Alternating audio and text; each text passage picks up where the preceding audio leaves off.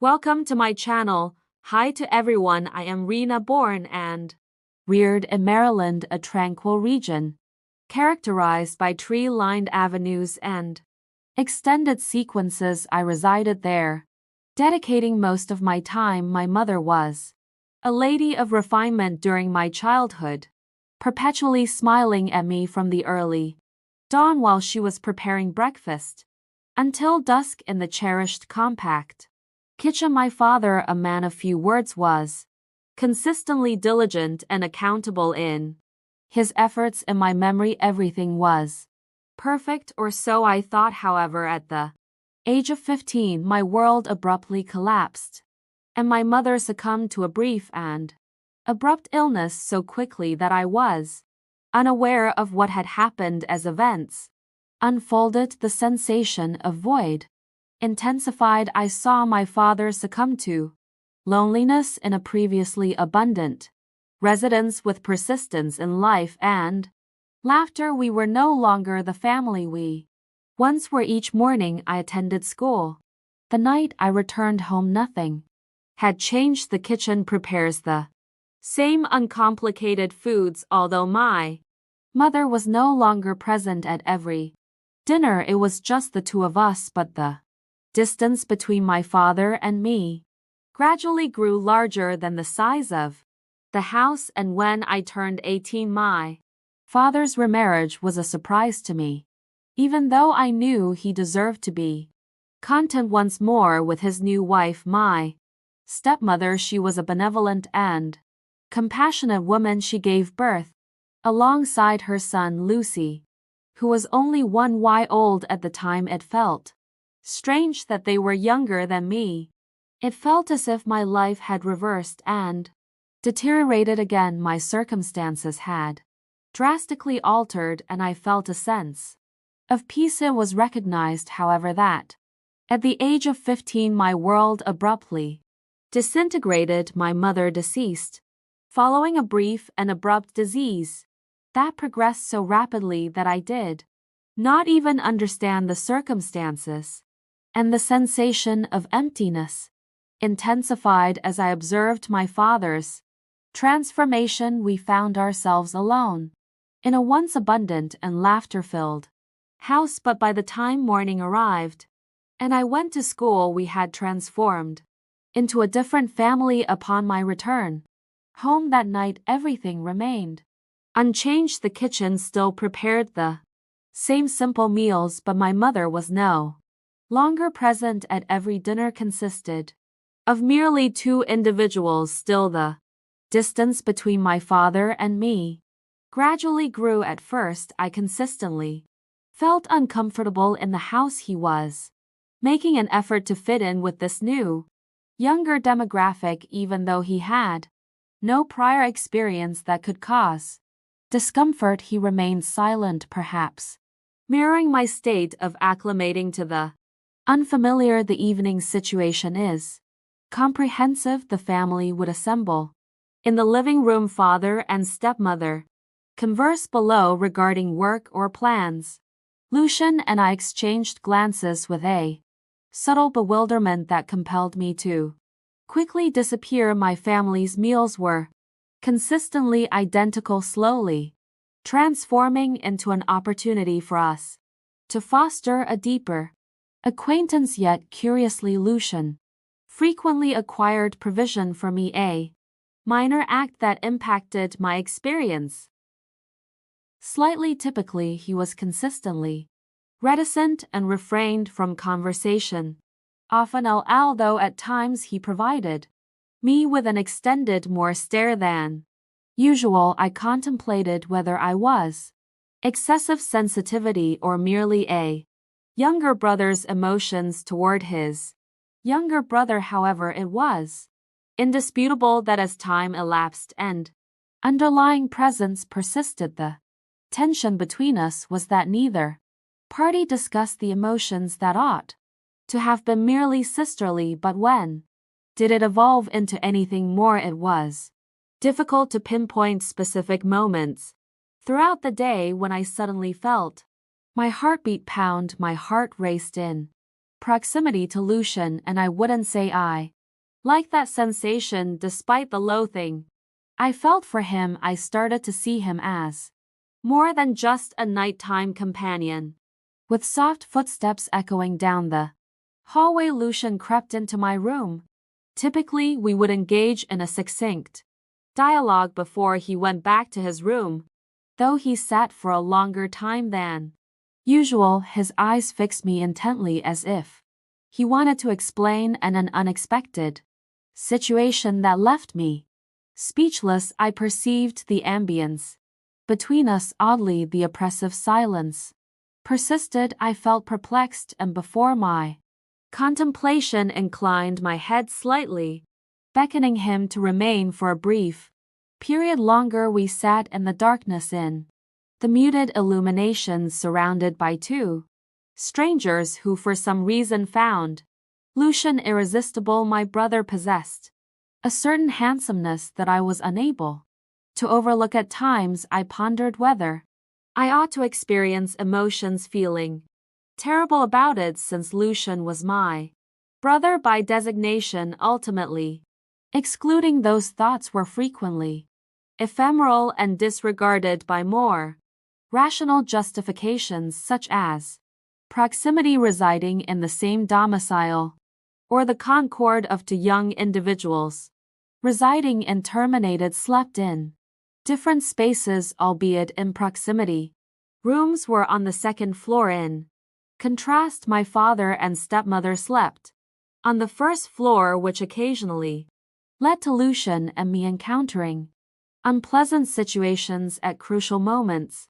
I was a first college student while he was a senior in high school, fully engaged and prepared for important examinations. While we were trying to adjust to our new routine, there was an undeniable tension between us. There were evenings after school when we would sit on the sofa in front of the television, creating a soft glow in the living room. Despite this, we both remained silent and uncertain. Not only did a sense of normally acknowledge my feelings for Lucian, but I was unsure of how to express them. These feelings were genuine and extended beyond the boundaries of familial affection. The sensation perplexed me, yet I could not refute the assertion that each time I encountered Lucian, my heart beat quicker. During moments we encountered inadvertently on the staircase, when our eyes met, there was an enigmatic quality in his gaze that I could not ignore. It was a peaceful evening. Any other evening, I suspected it wouldn't end the way my parents had, with a 5-day journey. Departing from Lucian, I was initially alone at home, and we expected it to be a break under adult supervision. That evening we convened in the living room. Neither of us found the idea of starting a romantic film particularly engaging in an attempt to find something to occupy our time. I prepared some dried squid. After a hectic week, I indulged in a small quantity of fruit and several cans of beer, making the film initiation rather simple. We were seated. We were deep in our usual conversation. However, a brief conversation and gentle laughter pierced the silence of the residence. Later, the film presented an unexpected scene of a couple fervently embracing one another for unknown reasons, to which we both succumbed.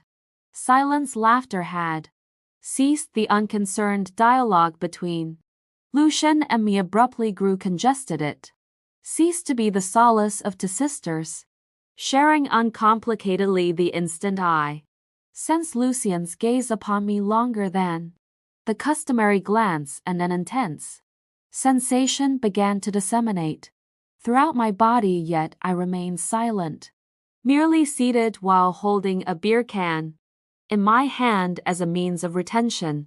Composed before I comprehended what Lucian had embraced me, the movements were vigorous and unforeseen, inciting.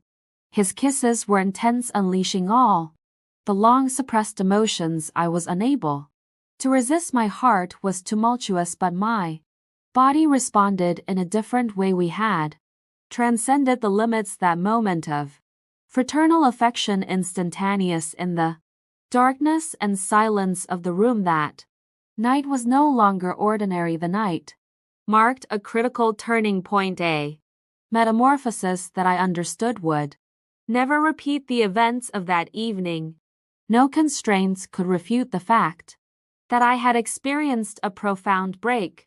I gave in to my emotions, allowing what shouldn't have happened. Throughout the entire night, Lucian and I bonded, surpassing all boundaries, and we didn't engage in extensive conversation about everything. It seemed to happen instinctively, fueled by a repressed desire for PR-pronged intimacy that we strove to uphold, but emotions supplanted it. We were unable to recall the control, clearly anticipating the next day as the gentle sunlight streamed through the curtains. I lay beside Lucian in the room reserved for me, the peaceful place to sleep. My surroundings remained unchanged like every other day. The room was silent, the light was warm, but within something had completely changed. We remained mostly silent, only briefly exchanging glances. It's possible that we both understood it at this point in our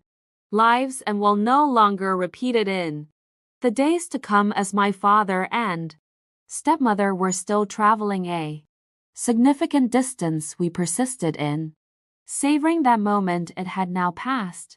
Nevertheless, the feeling of awkwardness exists paradoxically in a state of comfort, as if we were a pair liberated from intrusive observation. Individuals in love ceased to be familial for others. Dinners became intimate moments for Lucian and me alone. We convened each night, saw films, conversed, and ultimately concluded the night in the identical bed. During those days, I permitted myself to disregard reality and neglect that Lucian and I were merely siblings in the name. We inhabited throughout that period as though we were a youthful, liberated couple devoid of any concerns arising regarding the occurrence of events, thus inherently rapidly, that I was unable to altitude the sensation of being overwhelmed through our clandestine affection and prolonged evenings. Eventually the day arrived when my parents re-entered. Upon their arrival, the household resumed its normal state. Lucian and I reinstated our positions. We pretended to be sisters under one roof. Nothing transpired, as though everything, the personal encounter, was ephemeral. I dreamt that my parents remained oblivious to their actions while they conversed and expressed joy on their travels. Lucian and I remained seated, exchanging quiet glances, mindful that our secret must remain eternal. Over the next few months, we witnessed each other continuing our covert relationship in confidence. The secret meetings and long sleepless nights started to become routine. Whenever my parents retired for the night, Lucian would leave early or go out, enter my chamber stealthily. We would embrace one another as though there had never existed obstacles separating us. Throughout the day in the us, we endeavored to maintain normally. Family meals persisted as customary, and my parents remained unaware. Lucian and I merely established eye contact. This concealed strain rendered me breathless. I couldn't breathe, but at the same time, I could. The guilt was slowly eroding me, but it wasn't strong enough to compel me. I surrendered my efforts and continued to live despite the clandestine events that occurred each night. Every moment with Lucian became so familiar that I feared I would be unable to escape. I realized that I could no longer tolerate this relationship. I began taking birth control, provide contraceptive tablets discreetly and meticulously. Unbeknownst to others, I harbored trepidation around the implications of this link. However, Instead of ceasing, I chose to exercise control. I endeavored to persuade myself that it was still achievable. We would never have existed. Almost a year later, Lucian graduated and proceeded to college. He left his home and moved to a different city to continue his education after Lucian's graduation. Despite my reluctance to acknowledge that the barrier between us created difficulty, I anticipated that our connection would alter. No more clandestine evenings, no more tranquil moments together. The separation compelled us to place that friendship on hold. Although I still feel burdened by nostalgia after my graduation, I resolved to seek a novel trajectory for my life. I submitted an application for employment as an office employee in a digital environment. The position at the corporation was unremarkable, however, it provided me with stability apart from the days of turmoil and emotional distress. In the midst of the chaos, I met him, the man who forever changed my life. He owns a sizable, expansive hair salon in the city and is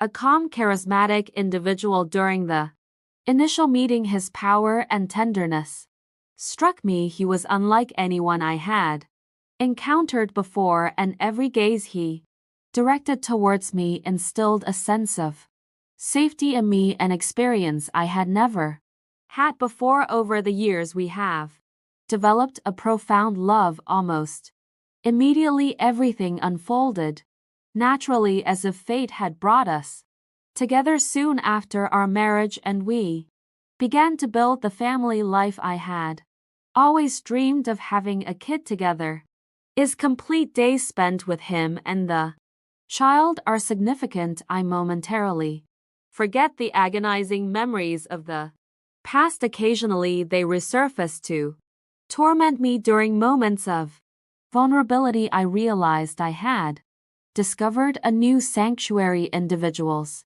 deserving of affection and esteem.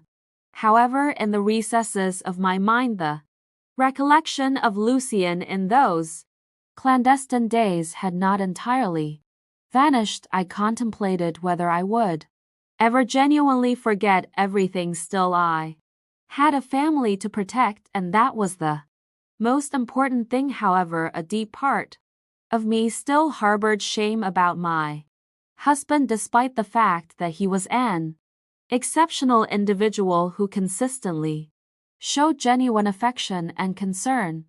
Every time I looked into his eyes, I felt a weight on my heart, as if I were hiding a part of my past that he should own. I am uncertain whether I should disclose this information to him.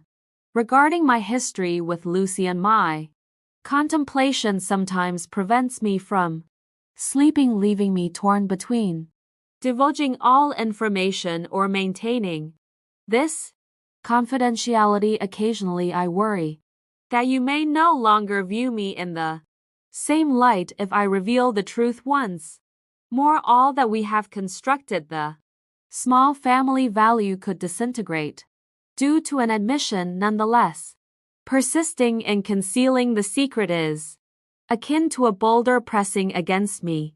Each day it evokes a sensation of inadequacy within me. I deserve the affection he holds for me, but I'm unsure of the right path to follow. I find myself at a fork in the road, unsure of which path to choose. After hearing my story, you may condemn me for harming many people due to my past mistakes, but I can only ask, what would you do? Would you reveal the truth despite the potential for disruption, or would you choose to remain silent? Opt to remain silent. Let the past delve profoundly into your recollection, anticipating that it will never return to harm the individuals you know dear. I anticipate your guidance. How would you handle my situation? In the comments below. I admit everything. Face the consequences, or maintain this confidentiality to protect my possessions. I value any counsel empathy or criticism due to my position. At a crossroads uncertain of which path to take.